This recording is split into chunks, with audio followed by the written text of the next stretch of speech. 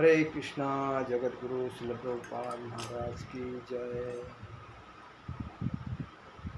जय राधा माधव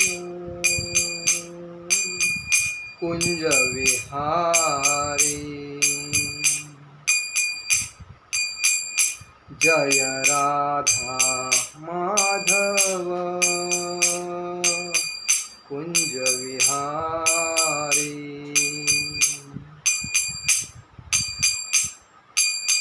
गोपीजन वल्लभ गिरिवरधारी।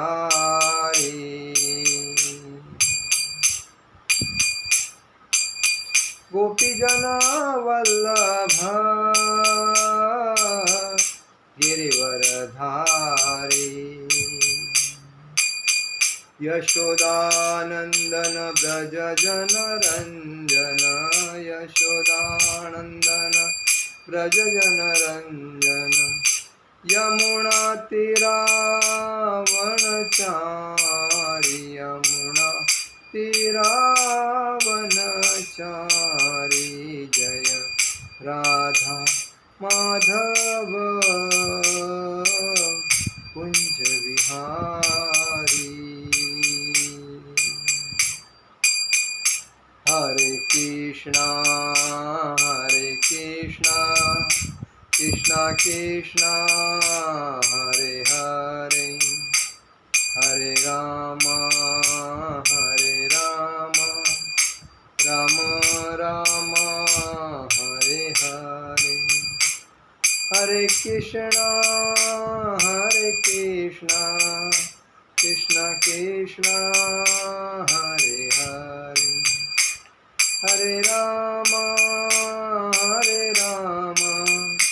राम राम हरे हरे। हरे कृष्णा कृष्णा कृष्णा हरे हरे। हरे राम राम राम हरे हरे।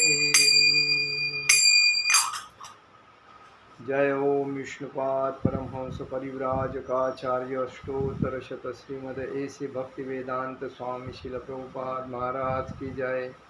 जय ओम विष्णुपाद परमहंस परिव्राजकाचार्य अष्टोत्तर शत श्रीमद भक्ति सिद्धांत सरस्वती ठाकुर शिल प्रभुपाद महाराज की जय।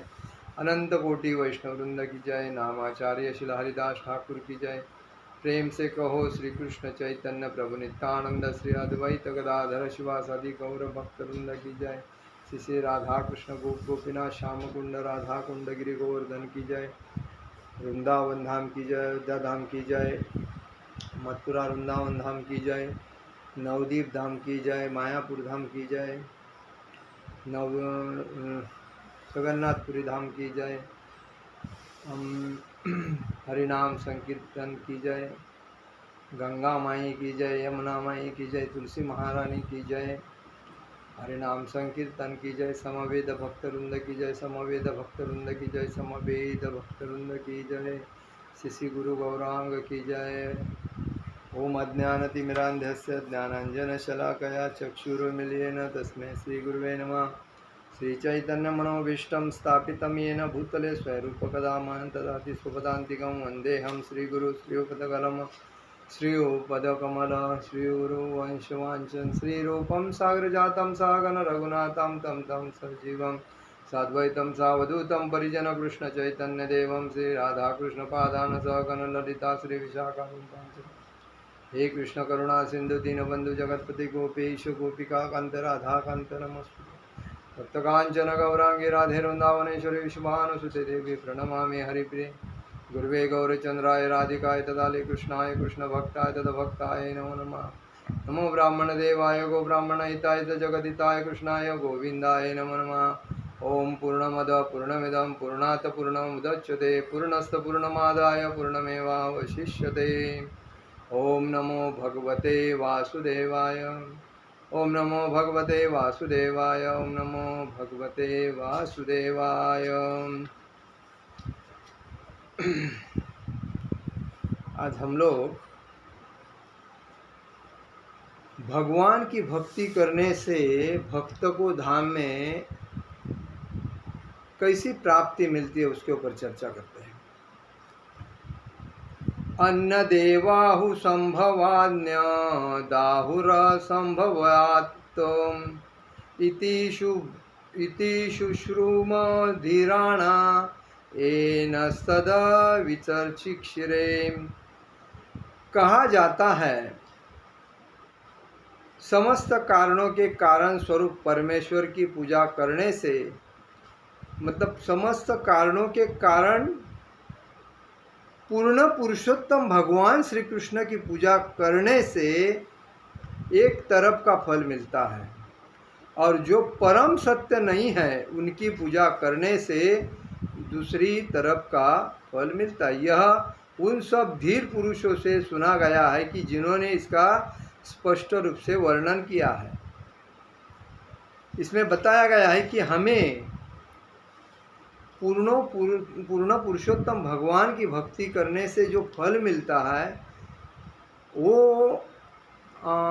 अलौकिक फल होता है, और जो बाकी लोग मतलब देवताओं की अन्यथा जो हम भक्ति करते हैं उसमें कितना नुकसान मतलब फल नहीं मिलता है वो बताया। देखिए,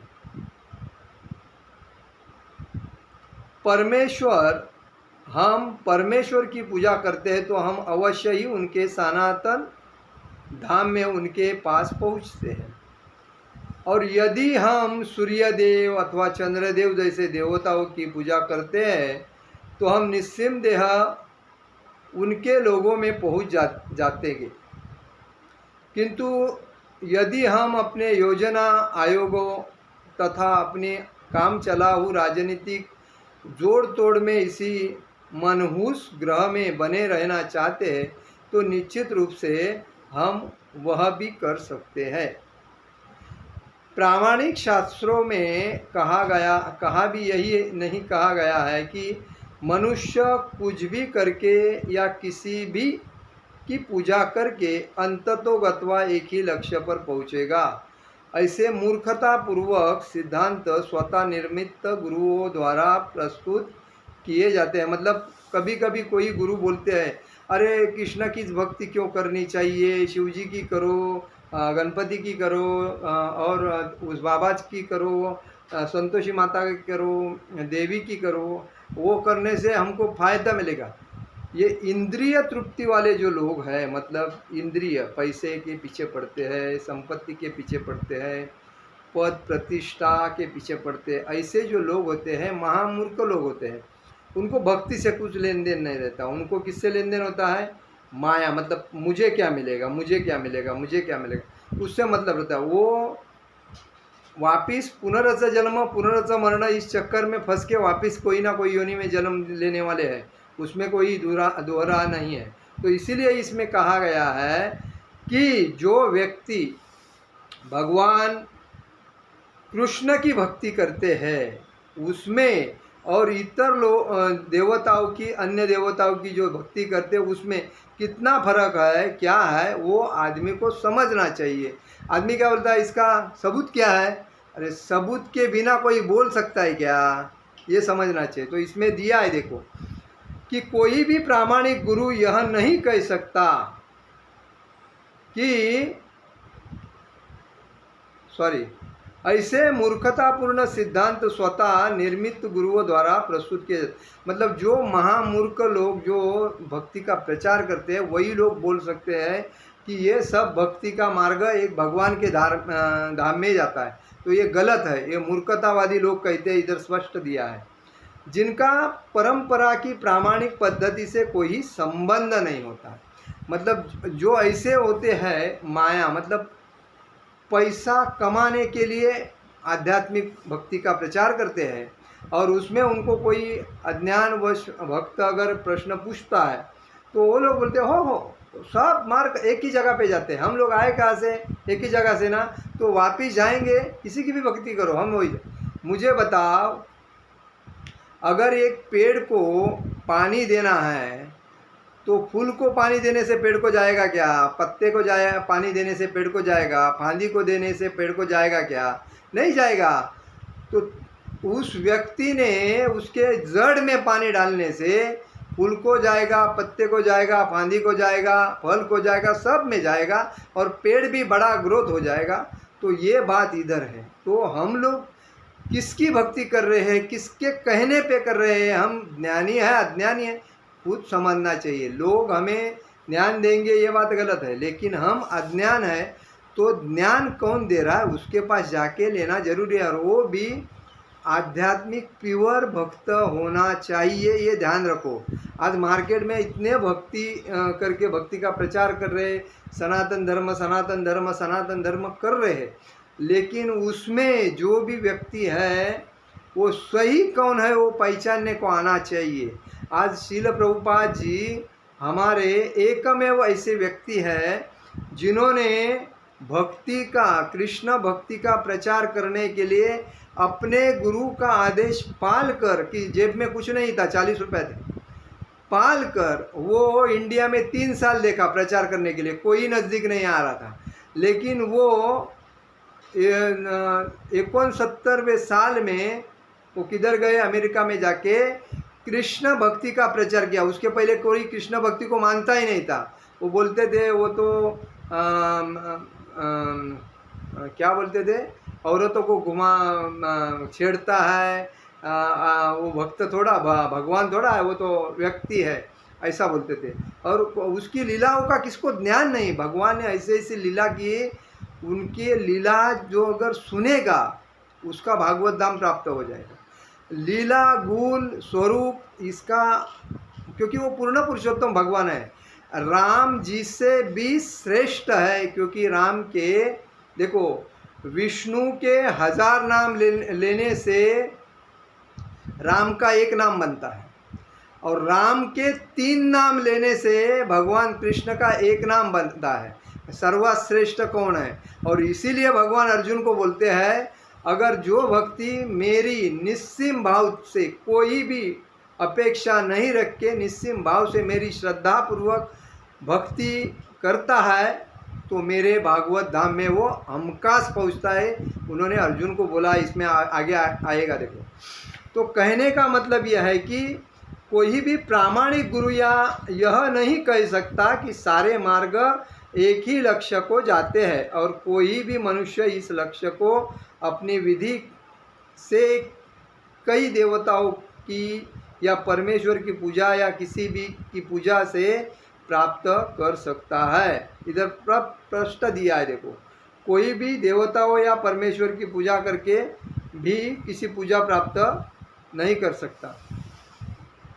किसी भी सामान्य व्यक्ति के लिए यह समझना आसान है कि मनुष्य अपने गंतव्य तक तभी पहुंच सकता है जब उसने उसे गंतव्य का टिकट, मतलब हमें अगर कोई दिल्ली जाना है तो दिल्ली के ट्रेन में बैठेंगे तो दिल्ली जाएंगे, कलकत्ता के ट्रेन में बैठेंगे तो कलकत्ता जाएंगे, तो दिल्ली तो जाएंगे नहीं। तो यही बताया है कि हम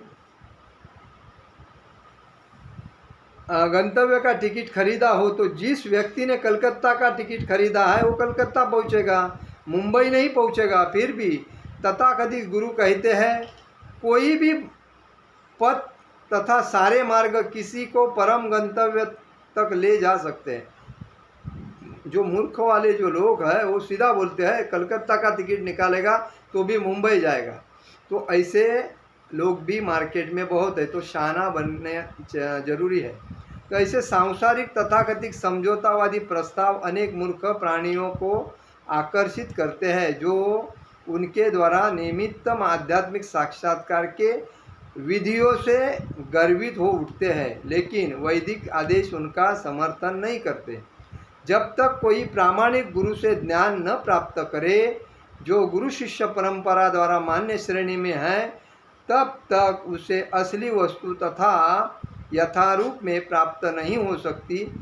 यही भगवान कृष्ण कहते हैं, एव परंपरा प्राप्तम मे राजर्षयो विद्वाम सकाले नेह महता योगो नष्टम परंतपहम। यह परम विज्ञान इस प्रकार गुरु शिष्य परंपरा से प्राप्त हुआ है और राजर्षियों ने इसे इसी प्रकार से समझाया, लेकिन कालांतर में यह परंपरा टूट गई और अब यह विज्ञान अपने यथारूप में लुप्त प्राय हो गया। देखिए, अपना जो आध्यात्मिक संस्कृति परंपरा कैसे आई है?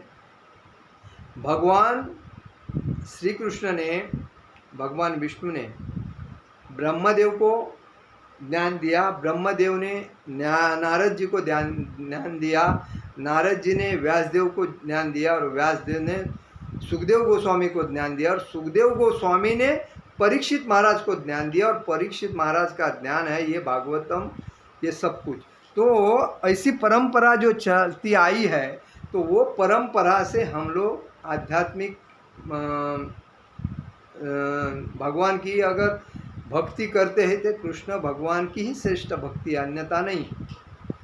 इसलिए इसमें कहा गया है कि जब भगवान श्री कृष्ण इस पृथ्वी पर उपस्थित थे तो भक्ति योग के सिद्धांत जिनकी परिभाषा भगवत गीता में दी गई है विरूपित हो चुके थे।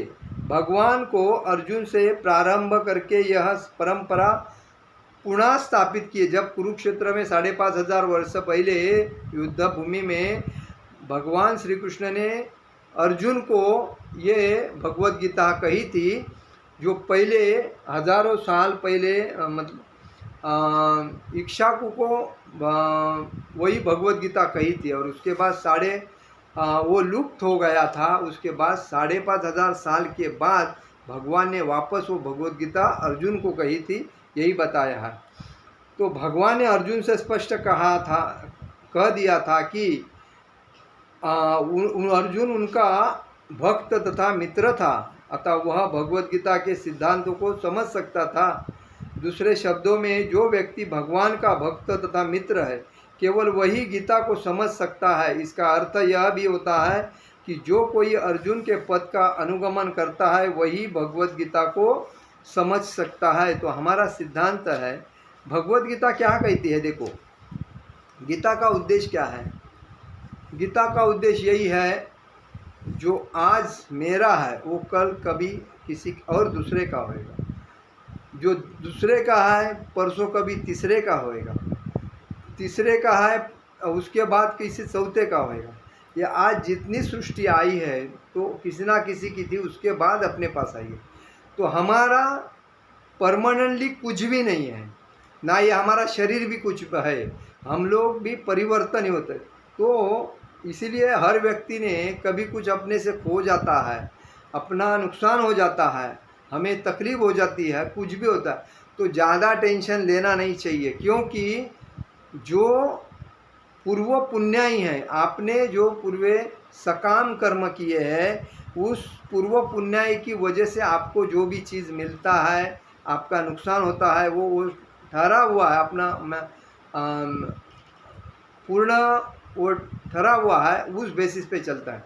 तो हमें ये समझना चाहिए कि अरे मेरा वो हो गया, इसका मतलब तूने पहला कुछ किया है, उसका नतीजा है वो समझना चाहिए। लेकिन हम अज्ञान के वजह से हमें उतनी बुद्धि तो है ही नहीं, अरे मेरा इतना घाटा हो गया, मैं इतना लॉस हो गया, मेरी प्रॉपर्टी उसने हड़प की है। मैं प्रॉपर्टी ना हमारी है ना और किसकी है, प्रॉपर्टी है सब भगवान की। भगवान की प्रॉपर्टी लोगों ने मेरा मेरा करके चुराई, अपने नाम पे करवाने के बाद उसके बच्चे बोलते हैं मेरे पापा की, उसके बाद उसके बच्चे बोलते हैं मेरे पापा की, ना उसके पापा की ना इसके पापा, किसी की नहीं है, वो भगवान की है। और भगवान ने इसीलिए ईशोपनिषद में कहा, ईशावास्तमिदं सर्वं यत्किंची जगता जगत, जो इस जगत में जो भी है वो मेरी संपत्ति है, परंतु जो व्यक्ति मनुष्य जीवन में आया है उसके नसीब में मैंने आवश्यकता से अनुसार उसको दिया है, उतना ही उसने लेना चाहिए, अन्यथा लेना नहीं चाहिए। लेकिन ये मनुष्य प्राणी और ये पशु पक्षी जो है उसमें फ़र्क क्या है, मैंने इसके पहले भी प्रवचन में बताया। मनुष्य की कभी इंद्रिय तृप्ति होती ही नहीं है, लेकिन प्राणी की इंद्रिय, पशु की इंद्रिय, झाड़ पौधे की इंद्रिय तृप्ति तुरंत होती है। उनको थोड़ा कुछ मिल गया, उनका पेट भर गया, वो साइड में जाके आराम करते हैं। लेकिन इंसान अपनी बैंक बैलेंस भरेगा, दीवार में खड्डे निकाल के उसके अंदर जमा करके रखेगा, घर के पलंग के अंदर रखेगा, मतलब एफडी फिक्स करते रहेगा, किसी मेरा मेरा, लेकिन जाने के टाइम पे सबको पीछे झगड़ा लगा के खुद निकल जाता है और बाद में पूरा परिवार मेरा मेरा करके आपस में झगड़ के मर जाते हैं। तो इसी वजह से कभी भी किसी ने अपने लिए जितना कमाने का उतना कमाना चाहिए और 50 साल के बाद बाजू आना चाहिए। सिद्धांत क्या है? सिद्धांत यही है, जब माँ बाप बच्चे को पैदा करते हैं, जन्म देते हैं, तो उसका सिद्धांत ये है कि उस बच्चे को पैर के ऊपर खड़ा करो, मतलब शिक्षण दे दो, ये 18-19 साल तक उसका पढ़ाई पूरा करो, 25 साल के अंदर उसका शादी करो। उसके बाद उसको अगर लगता है कि मेरे को बच्चे ज़्यादा तैयार करने, तो 35 साल तक उसने बच्चे पैदा करना चाहिए। 5 नहीं 10-15 भी कर सकते, लेकिन वो सब बच्चे कृष्ण भक्ति में लाके जमा करने चाहिए, क्योंकि उनको आध्यात्मिक ज्ञान देना चाहिए। उसके बाद उसने जो 25 साल में शादी होता है, तो 25 साल के बाद बच्चा 25 साल का होता है। 50 साल में आदमी ने अपने घर से परिवार से लंबा रहना चाहिए बच्चों से, क्योंकि बच्चे को जब माता पिता बूढ़े हो जाते हैं तो गुस्सा आता है। तो उसी टाइम माँ बाप ने यही समझना चाहिए, अभी बच्चा पढ़ा लिखा है, काम धंधा कर रहा है, अपने पैरों पे खड़ा है, अपन साइड होकर आनंद से भक्ति में जीवन जीना है, तभी वो जीवन का सफल है। अन्यथा सब, अभी देखो कितने लोग वृद्धाश्रम में जा रहे हैं, कितने लोग रोड के ऊपर सो रहे, कितने लोग को बच्चे पूछते नहीं हैं। कोई माँ बाप तो अपने घर में ना बच्चा है ना कोई है, कितने दिन पहले मर गया किसको मालूम ही नहीं पड़ता। ये हालत क्यों हो रही है? क्योंकि माँ बाप ने बच्चों को बराबर संस्कार नहीं दिए। माँ बाप के बच्चे पैसे के पीछे पड़े हैं, प्रॉपर्टी के पीछे पड़े हैं, और माँ बाप क्या कर रहे हैं उस पर देखते ही नहीं हैं।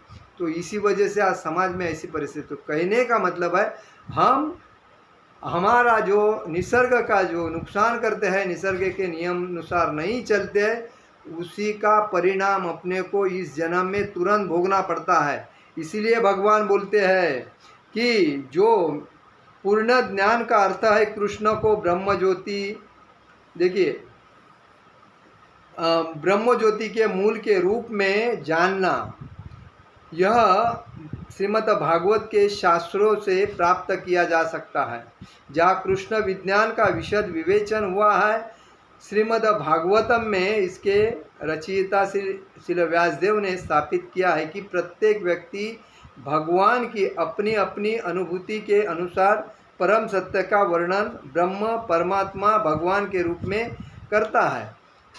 श्रील व्यासदेव यही कभी नहीं कहते कि परम सत्य एक सामान्य जीव है। जीव को कभी भी सर्वशक्तिमान परम सत्य नहीं मानना चाहिए। यदि जीव ऐसा होता तो फिर उसे भगवान से प्रार्थना करने की आवश्यकता नहीं होती। जीव डिपेंडेंट है, जीव ये भगवान का अंश है। भगवान परमात्मा के रूप में सर्वोपरि उपस्थित है, और जो शुद्ध भक्त भगवान का होता है उसके हृदय में भगवान का स्थान है। उसके लिए ढूंढने की कोई ज़रूरत नहीं। लेकिन हमें ये समझना चाहिए, मनुष्य को परम सत्य की शक्तियों की जानकारी नहीं होती, उसे निराकार ब्रह्म की अनुभूति होती है। तो हमें यही समझना चाहिए, अध्यात्मादियों का तुलनात्मक विवेचन किया गया कि निराकार ब्रह्म के उपासक परमात्मा स्वरूप में उपासक योगी तथा भगवान श्री कृष्ण के भक्त है। वहाँ कहा गया है कि जो ज्ञानी है, अर्थात जिन्होंने वैदिक ज्ञान का अनुशीलन किया है, वे सामान्य सकाम कर्मियों के बेहतर है, लेकिन जो योगी इनसे भी बेहतर, इन सब योगियों से जो पूरी भक्ति से भगवान की निरंतर सेवा करता है वो सर्वोच्च है। मतलब ज्ञानी योगी कर्मी इनसे श्रेष्ठ कौन है? सर्वोच्च भक्ति। ज्ञानी क्या करता है? ज्ञान प्राप्त करने के लिए भगवान के नाम का उपयोग करता है। योगी क्या करता है? अपना धंधा करने के लिए भगवान के नाम का उपयोग करता है। कर्मी क्या करता है? अपनी इंद्रिय तृप्ति करने के लिए भगवान के नाम का दिन रात मेहनत करके भगवान का नाम का उपयोग करता है। लेकिन शुद्ध भक्त है, वो खाली भगवान के भक्ति का भक्तिमय जीवन जीने के लिए उपयोग करता है, और वो शुद्ध भक्त होने की वजह से उसको भक्ति के सिवाय किसी भी चीज़ की ज़रूरत नहीं रहती है, और इसीलिए वो सर्वोच्च स्थान है। इसीलिए व्यक्ति को समझना चाहिए कि मुझे क्या बनना है।